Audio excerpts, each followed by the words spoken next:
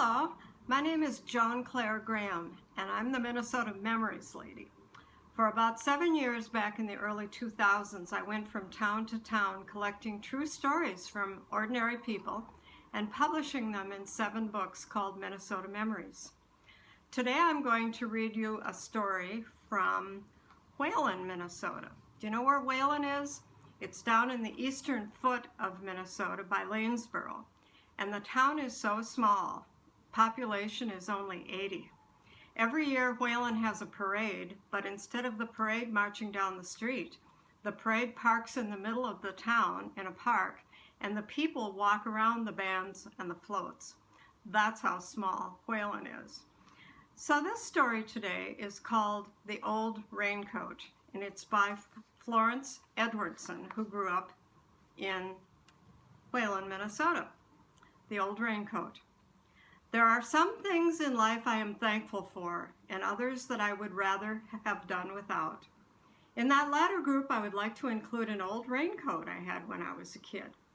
Although it kept me dry and warm, I hated it with all my heart, soul, and mind. It was an irritation every rainy day, and every day when it looked like it might rain.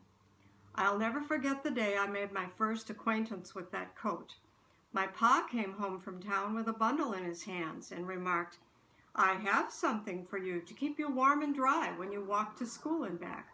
Let's try it on." He unwrapped the package and draped the raincoat around me. After seeing it, I wished the floor would open up and swallow me and the coat. It was the most horrid black thing. A scarecrow would have refused to wear it. But guess who did wear it? You guessed, little old me.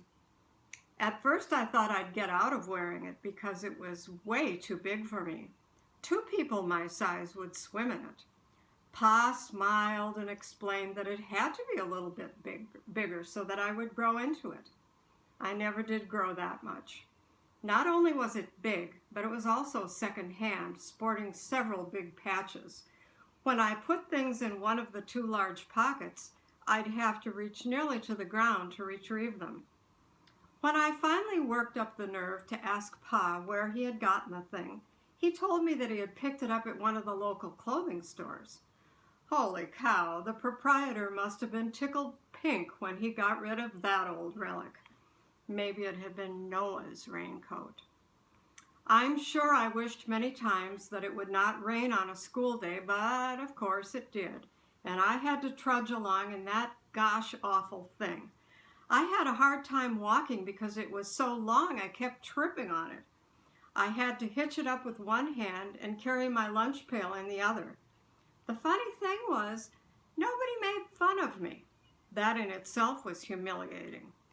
It was bad enough having to wear that coat on rainy days, but sometimes when it looked like it might rain, I had to wear it, not without argument.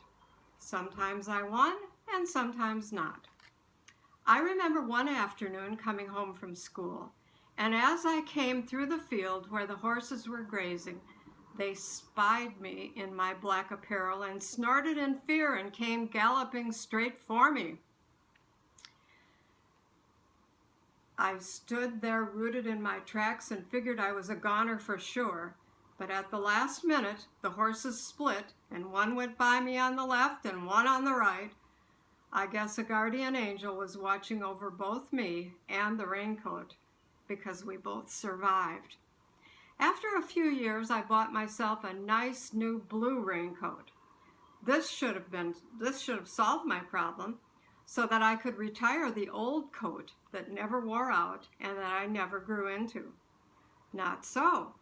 My pa said, "Your new coat is too short.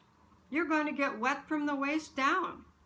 Well, I wore the old coat less and less, and with school days over, I hung it out in the old shed with a sigh of relief, sight unseen and forgotten.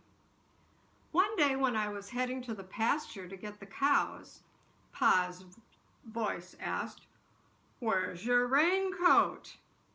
"In the shed somewhere," I answered. "Well, go get it." I groaned as I went in search of it. Only the cows would see me now, but undoubtedly I'd scare the milk out of them. But as I reached for the old raincoat, I realized that a miracle had happened. As I held the coat, I noticed that it was riddled with holes. Some tiny rodents had chewed it so that it looked like a sieve. Hallelujah! Bless the little mice! My old raincoat was now gone for good. I don't know the moral of this story.